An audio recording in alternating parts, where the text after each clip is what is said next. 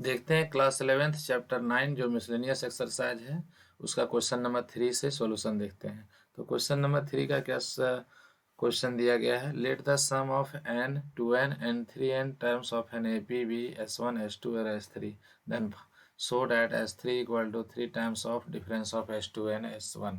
तो हमें यहाँ पे क्या करनी है, एक ए पी है उसका पहला n टर्म्स का सम, फिर क्या है पहला 2n टर्म्स का सम और पहला क्या है 3n टर्म्स का सम जो है S1 S2 S3 से दिया गया है। तो हमें ये LHS equal to RHS proof करनी है।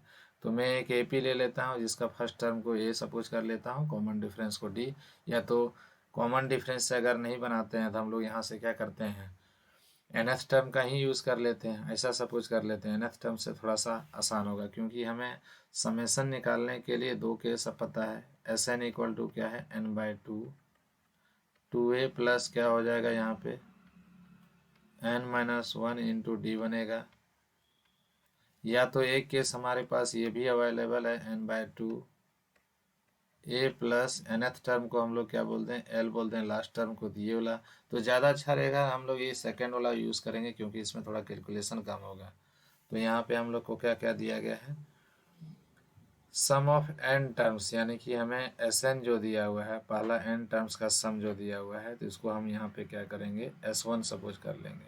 ये हमारे पास क्वेश्चन में ऑटोमेटिक दिया है n/2, पहला n टर्म्स का सम जो है वो S1 से रिप्रेजेंट किया गया है तो n/2 हो जाएगा, और यहाँ से ये क्या हो जाएगा a प्लस AL हो जाएगा। फर्स्ट टर्म तो हम जीपी नहीं AP का सपोज कर लिए हैं a। इसी तरह हमें क्या मालूम है यहाँ से सेकंड, यानी कि पहला 2n टर्म्स का सम जो है उसको S2 से रिप्रेजेंट किया गया, क्वेश्चन में दिया है S2, तो ये क्या है बट यहाँ n के जगह में कितना यूज़ करना है 2n, तो 2n/2 होगा। ये हमें यहाँ से क्या मिलेगा a प्लस लास्ट टर्म ले लेते हैं l, और फिर यहाँ से क्या है लास्ट 3n टर्म्स का जो सम है, यानी कि 3n टर्म्स का सम है, इसको हम S3 से रिप्रेजेंट करेंगे क्योंकि क्वेश्चन में ऐसा दिया हुआ है S3 इक्वल टू, तो S3 क्या होगा केवल n को रिप्लेस कर देना है 3n से, तो 3n/2 हो गया, और यहाँ पर a प्लस क्या बनेगा ये AL बनेगा। तो ये तीन स्थितियाँ दिया हुआ है। पहला n टर्म्स का जो सम है उसको S1 से रिप्रेजेंट किया है, पहला 2n टर्म्स का जो सम है इसको S2 से रिप्रेजेंट किया गया, और पहला 3n टर्म्स का सम है इसको S3 से, केवल n की जगह इसमें 3n करना है, इसमें n की जगह में 2n करना है। अब हमें ये वाला रिलेशन जो है यहाँ पे देखिए S3 इक्वल टू क्या प्रूव करना है, टू सो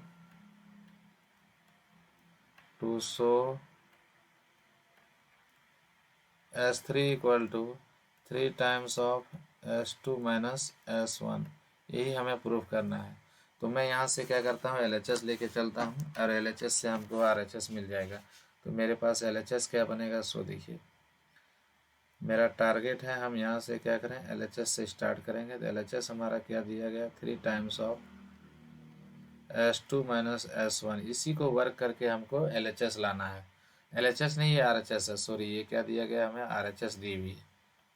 तो ये RHS को हमको सिंप्लीफाई करके क्या लानी है LHS लानी है। ये RHS में हमारा ये दिया हुआ है राइट हैंड जो साइड है उसमें से। तो मैं यहाँ से वर्क करना स्टार्ट करूँगा, तो इसमें हमें कुछ स्पेशल वर्क तो करनी नहीं है। तो 3 टाइम्स ऑफ S2, तो S2 के जगह में हम क्या लिख लेंगे, ये वाला जो डेटा गिवन डेटा है उसको मैं यहाँ से रिप्लेस कर लूँगा। देखिए S2 के जगह में हम क्या करते हैं, ये 2n/2, ये तो खैर 2 कट जाएगा, और यहाँ से क्या बचा हुआ है इधर हमारा a प्लस l बचा हुआ है, S2 हो गया, और S1 के जगह में हमारा क्या है 3, यानी कि S1 के जगह में n/2 है, और इधर क्या है हमारा a प्लस l है, और इसका होल ब्रैकेट में के क्लोज करके क्या है 3 मल्टीप्लाई में है। तो ऐसे केस में हम ऐसा करते हैं यहाँ से इसको बनाने के लिए, ये 2 तो कैंसिल हो जाएगा, तो यहाँ से देखिए ये क्या बच रहा है 3 टाइम्स ऑफ क्या बच रहा है ये n into a plus AL बच गया। अब फिर यहाँ से क्या हो रहा है n/2 a प्लस L बच जा रहा है। तो ये देखिए 1 में से हाफ सब्ट्रैक्ट हो जाएगा, हाफ ही तो बचेगा यहाँ से, तो 3 टाइम्स रहने देते हैं। ये हमारा क्या होगा n/2 a प्लस AL बच गया, क्योंकि ये 1 में से हाफ सब्ट्रैक्ट हो गया, n था यहाँ n/2 है, वैसे केस में क्या हुआ, n/2 a प्लस एल बच जा रहा है हमारा। थोड़ा सा हम इसको सिंप्लीफाई करते हैं और देखते हैं हमारा क्या LHS के इक्वल आता है कि नहीं। तो इधर हमारा जो सिंप्लीफिकेशन के बाद है वो क्या बच जाएगा, ये 3n हो जाएगा। यहाँ से हमारा LHS में ये किसके इक्वल हो जाएगा, देखिए 3 × n होगा, तो ये किसके इक्वल हो जाएगा, ये 3n हो जाएगा, तो 3n/2 हो जाएगा। और यहाँ सिंपल से हमें क्या दिख रहा है, a प्लस एल दिख रहा है। तो मैं इसको बोल सकता हूँ जो कि ये किसके इक्वल है, S3 के इक्वल है। देखिए S3 का तो यही गिवन वैल्यू था, इसका मतलब क्या हुआ, ये प्रूफ हो गया है। Answer it is proof that S3 equal to 3 times of S2 minus S1। ये हमारा प्रूफ हो गया। देखते हैं क्वेश्चन नंबर 4 क्या दिया गया है। तो क्वेश्चन नंबर 4 को नया क्वेश्चन नहीं दिया है। Find the sum of all numbers between 200 to 400, यानी कि ना तो 200 शामिल होगा ना तो 400 शामिल होगा। और डिविजुअल कितना से होना चाहिए, 7 से डिविजुअल होना चाहिए। तो सबसे पहले हम लोग ये जज कर लेते हैं जो कि 7 से डिविजुअल नंबर सबसे पहला कौन नंबर होगा। तो मैं बगल में इसको डिवाइड करके चेक कर लेता हूँ। फर्स्ट जो नंबर है वो 7 से जो डिविजुअल है वो कौन आएगा वो देखना पड़ेगा। तो यहाँ से क्या होगा, ये 200 से अगर 200 को डिवाइड करते हैं तो 7×2 जब 14 हो जाएगा। क्या बचेगा, ये 6 बचेगा, 60। 7×8 जा क्या होता है, 56। यानी कि ये रिमाइंडर क्या हो गया, 4 आ गया। तो हमें तो 200 से ऊपर जाना है, 200 शामिल नहीं होगा, तो ये रिमाइंडर 4 भी बच गया। तो ये पूरा पूरा डिवाइड हो जाता है, यानी कि इसमें और 3 रहता है तो पूरा पूरा डिवाइड हो जाता है। यानी कि हम 200 में से 3 का इंक्रीमेंट कर देंगे, तो यानी कि फर्स्ट नंबर्स हो जाएगा। तो numbers are which are divisible by 7।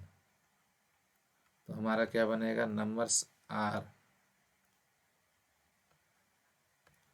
डिविजुअल by 7।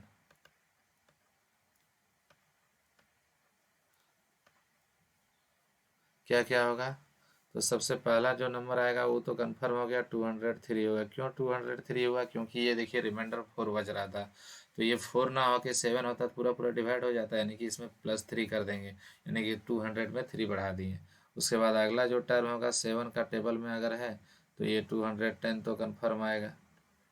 आगे इसी तरह से जाएंगे, 7 में है तो 200, ये आगे की ओर बढ़ते जाएगा, 777, यहाँ डॉट डॉट डॉट डॉट आगे इस तरह से हम लोग निकाल लेते हैं। लास्ट टर्म हम जज करते हैं कौन सा टर्म होगा, तो इसी तरह से लास्ट टर्म को भी जज किया जाएगा।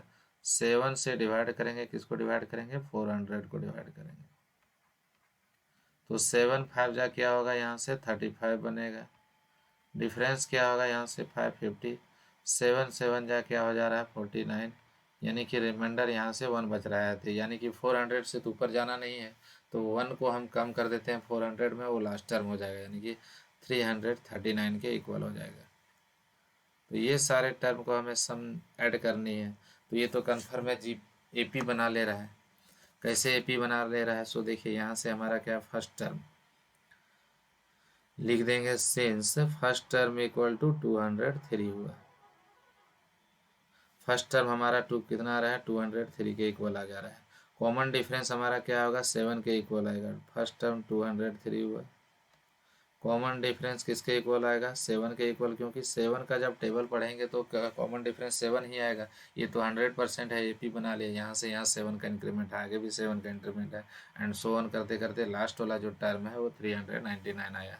तो हमें लास्ट टर्म क्या मिला हुआ है, यानी कि nth term of AP is given 399। तो हमको जब भी सम निकालना होगा, नंबर ऑफ टर्म्स निकालना है, तो nth टर्म का formula a plus n-1 into D होता है, जो कि किसके इक्वल है, 399 के इक्वल है। तो 399 जब ये है तो हम आगे की ओर वर्क करेंगे। फर्स्ट टर्म हम यहाँ पे रिप्लेस करते हैं, 203 होगा, प्लस n की वैल्यू तो पता नहीं है, बट कॉमन डिफरेंस हमें पता है 7 के इक्वल है।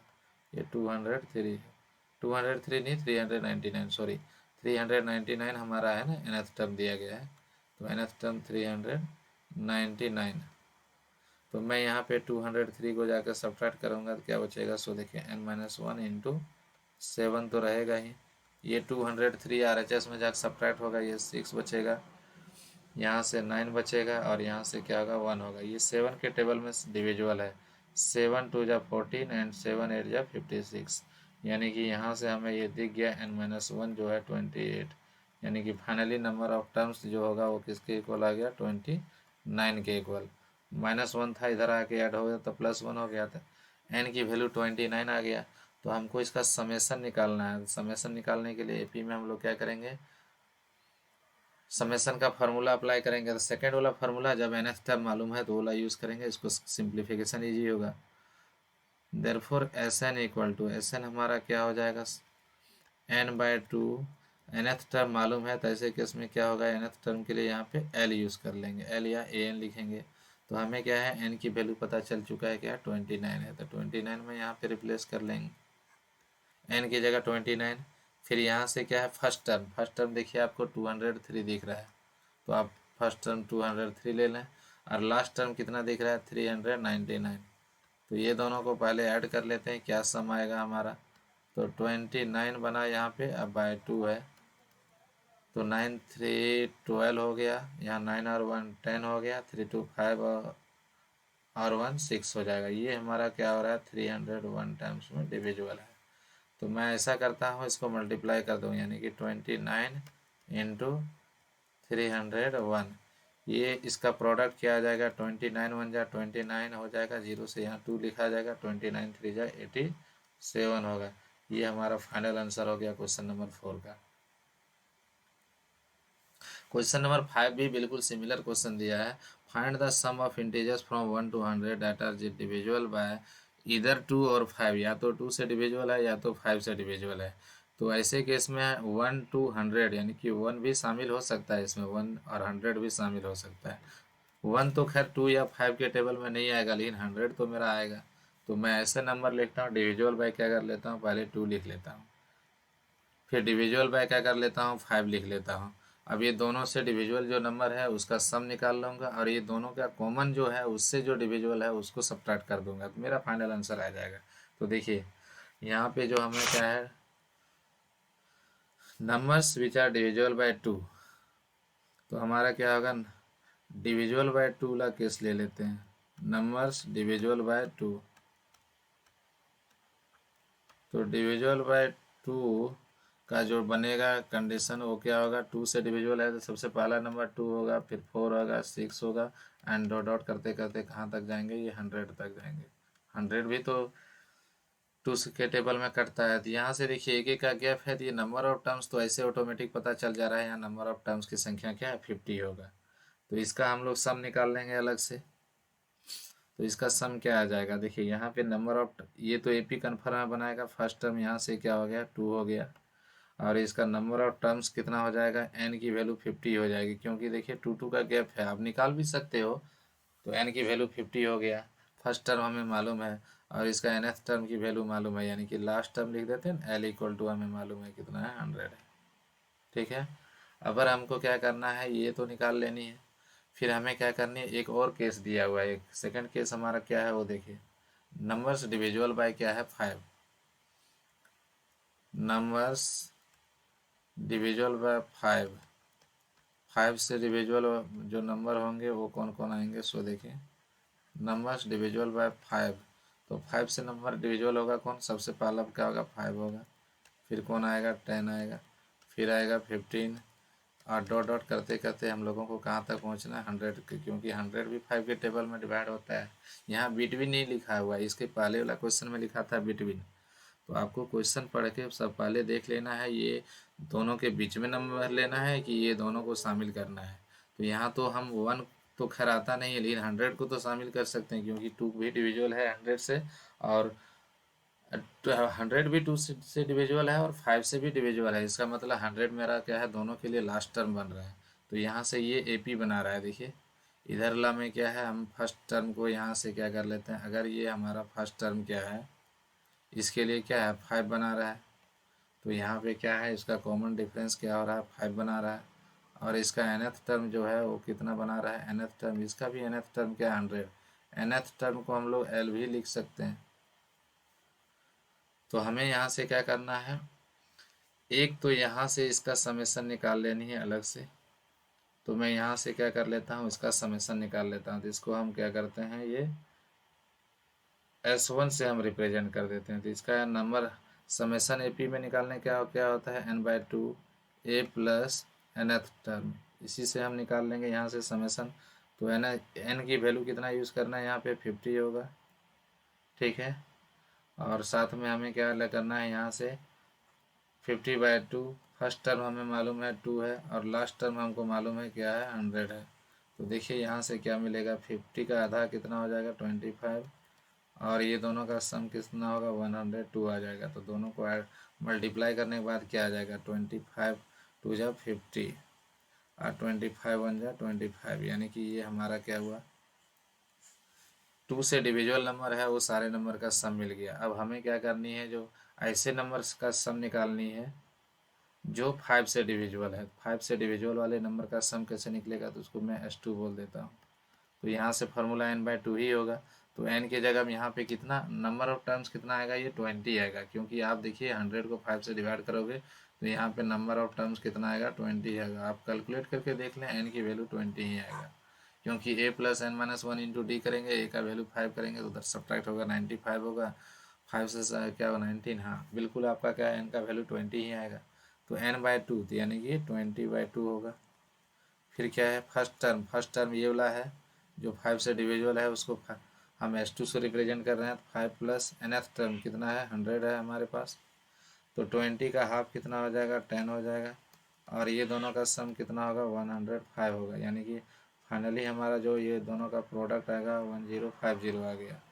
लेकिन बहुत सारे नंबर ऐसा है जो कि 2 और 5 दोनों से डिविजुअल है, यानी कि डिविजुअल/2 and 5 वो वाला तो कॉमन आ गया ना, तो उसको एक बार सब्ट्रैक्ट करना पड़ेगा। डिविजुअल/2 and 5 बोथ, तो कौन कौन ऐसा है जो 2 और 5 से दोनों से डिवाइड हो पा रहा है, तो एक तो हमारा 10 आएगा, फिर हमारा 20 आएगा, फिर हमारा 30 आएगा जो कि 2 और 5 दोनों से डिवाइड हो रहा है। आगे करते करते लास्ट वाला जो टर्म आएगा 100 आएगा। इसमें से हमें नंबर ऑफ टर्म्स जो दी हुई है वो फर्स्ट टर्म तो पक्का है ये 10 होगा और ये AP बनाएगा, क्योंकि 10 का डिफरेंस जा रहा है, तो कॉमन डिफरेंस क्या हो गया 10 हो गया। नंबर ऑफ टर्म्स कितना होगा कि यहाँ पे नंबर ऑफ टर्म्स 10 हो जाएगा, क्योंकि 10-10 का इंटरवल है, तो नंबर ऑफ टर्म्स यानी कि n की संख्या 10 हो जाएगी। आप निकाल भी सकते हो nth टर्म का यूज़ करते हुए। तो हमें इसका समेसन को S3 सपोज कर लेना है, तो S3 को सपोज कर लेते हैं। तो S3 यानी कि n/2, n की जगह हम लोग कितना पुट करना है 10 पुट कर लेना है, तो 10/2। फिर क्या होगा a के जगह में हमारा 10 है, प्लस लास्ट टर्म हमारा क्या हो जाएगा यहाँ से लास्ट टर्म कितना 100 है, तो 100 यूज़ कर लेंगे। लास्ट टर्म हमारा 100 है, तो ऐसे केस में 10 का हाफ कितना हो गया 5 हो गया और ये दोनों का सम कितना हो गया 100 हो गया 110 हो गया। तो दोनों का प्रोडक्ट कितना होगा 550। अब हमें क्या करनी है, ओवरऑल इसका सम निकालना था। ओवरऑल एग्रीगेट सम जो आएगा टोटल जो सम आएगा वो S1 और S2 का तो सम आएगा ही। टोटल जो सम आएगा यहाँ से जो वो क्या होगा हमारा S1 + S2 तो रहेगा ही, लेकिन उसमें से S3 को सब्ट्रैक्ट कर देना है, क्योंकि S3 वैसे नंबर है जो कि यहाँ से S3 वैसे नंबर बना रहा है जो कि 2 और 5 दोनों से डिवाइड हुआ था, तो कॉमन पार्ट को हमको हटाना पड़ेगा। तो S1 की वैल्यू क्या है 2550, S3 का वैल्यू कितना है 1050 और उसमें कितना सब्ट्रैक्ट करना है हमें 550 सब्ट्रैक्ट करना है। तो ओवरऑल इसका जो आंसर आ रहा है वो किसके इक्वल आ जा रहा है 3050 के इक्वल आ जाएगा आंसर इसका ओवरऑल। तो ये हमारा क्वेश्चन नंबर क्या हुआ 5 भी कंप्लीट हुआ।